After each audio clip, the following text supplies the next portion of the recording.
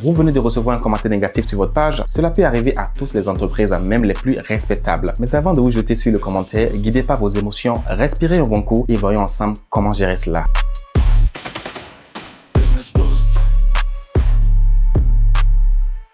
Première chose à faire, prenez le temps de bien comprendre la situation. Lisez attentivement le commentaire. Prenez vraiment le temps de le comprendre. Je vois parfois des entreprises répondre complètement à côté de la plaque simplement parce qu'elles n'ont pas pris le temps de bien lire et de bien comprendre le commentaire. Identifiez clairement la nature de la critique et l'émotion du client. Mettez-vous un peu à sa place de façon objective et analysez si sa critique est justifiée. Deuxième chose à faire, réagissez rapidement et de façon professionnelle. Ne laissez pas le commentaire traîner. Si vous décidez d'y répondre, je dis si car il y a des commentaires méchants qui s'attaquent parfois à votre personne plutôt qu'à votre produit. Sachez qu'il est parfois préférable de les ignorer. Parfois également, il s'agit de personnes jalouses ou de personnes qui n'ont rien à foutre de leur réputation et qui cherchent à vous entraîner dans la boue. Ne vous laissez pas avoir. Cependant, si vous décidez de répondre, faites-le vite avant que la situation ne s'aggrave. Il est parfois conseillé de répondre dans un délai de 24 heures maximum. Adoptez un ton calme et professionnel, même si en face il y a de l'agressivité. Pas d'injures, pas d'énervement, restez professionnel. Et si jamais vous savez manier l'humour avec finesse, cela peut sauver la situation. Mais gardez toujours à l'esprit qu'il ne faut jamais mépriser un client mécontent, même s'il a tort. Cela peut se retourner contre vous. Troisième chose à faire, exprimez de l'empathie et présentez vos excuses au client s'il a raison. Montrez que vous comprenez la frustration du client. Présentez des excuses sincères pour le désagrément causé. Certaines entreprises ne reconnaissent jamais leur tort et font preuve d'une mauvaise foi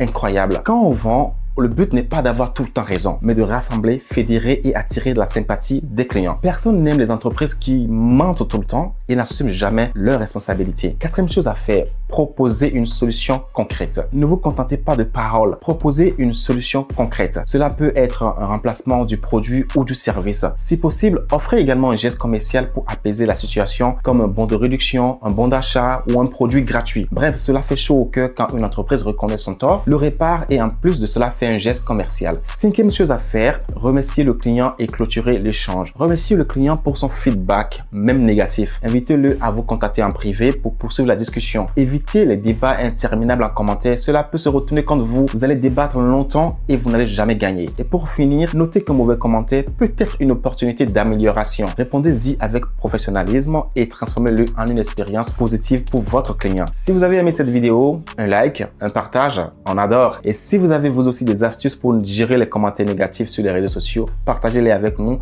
en commentaire et surtout, abonne-toi.